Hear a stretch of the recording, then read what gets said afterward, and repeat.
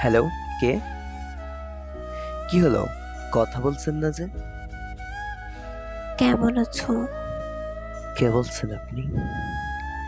এত অল্প দিনে ভুলে গেলে? হ্যাঁ, ভুলে গেছি। হ্যাঁ, যাওয়ারই কথা। নতুন বউ পাইছো। কেন কল দিয়েছ?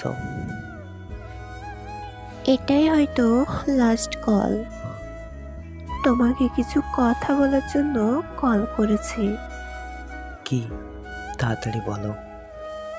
তুমি তো নতুন সংসার করছো, খুব সুখে আছো, তাই না? এখনো তোমার স্মৃতিগুলো ভুলতে পারিনি। তুমি চলে যাওয়ার পর থেকে আজও আমার রাতের বালিশটা ভেজে। হঠাৎ ভালো থাকতে থাকতে তোমার কথা মনে পড়ে। এরপরও আমি খুব দুর্বল হয়ে গেছি। মাঝে মাঝে তুমি আমার স্বপ্নে আসো, আর কিছুক্ষণ পর হঠাৎ আবার ঘুম ভেঙে যায়। চোখে জল ছেড়ে কান্না করতে থাকি সারাটা রাত। এদিকে আমার পরিবার থেকে আমার বিয়ের জন্য চাপ দিচ্ছে। আমার জীবনটা জানি কেমন হয়ে গেছে। সব সময় মনে হয় একা থাকি। আমার জন্য বাড়ি থেকে ছেলে খুঁজছে। আমাকে বলবে না যে তুমি আমাকে বিয়ে করবে?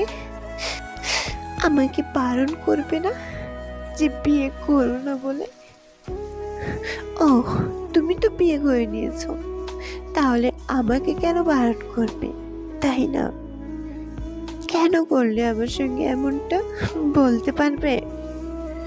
তুমি তো বলেছিলে সব বাধা পেরিয়ে তুমি আমার হবে।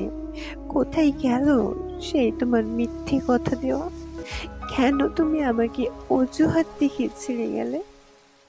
আচ্ছা, আমার কি ভুল ছিল বলো? তোমাকে বিশ্বাস করাটা কি আমার ভুল ছিল? তোমাকে পাগলের মতো ভালোবাসাটা কি আমার ভুল ছিল? নাকি আমরা গরিব, এটা আমার দোষ ছিল?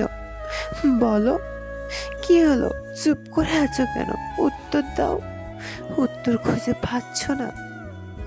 এই প্রশ্নগুলো যখন তোমাকে পরকালে করা হবে, তখন কি উত্তর দিবা তুমি? তোমাকে আমি কোনোদিনও ক্ষমা করব না।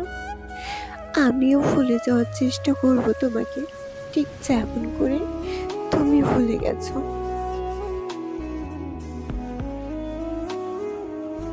মেয়েটি কান্না করতে করতে কলটি কেটে দিয়েছে।